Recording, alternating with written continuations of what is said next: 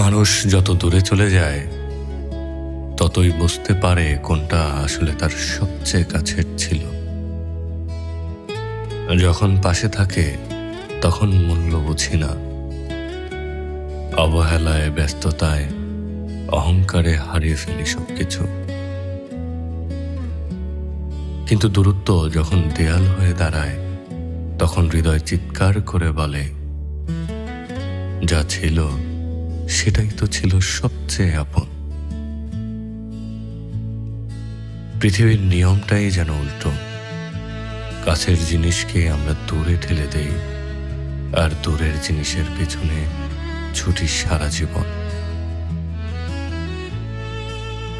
হয়তো এই উল্টো দিকেই লুকিয়ে আছে জীবনের সবচেয়ে বড় আকর্ষণ, যা আমাদের ভুল করায়, শেখায় আর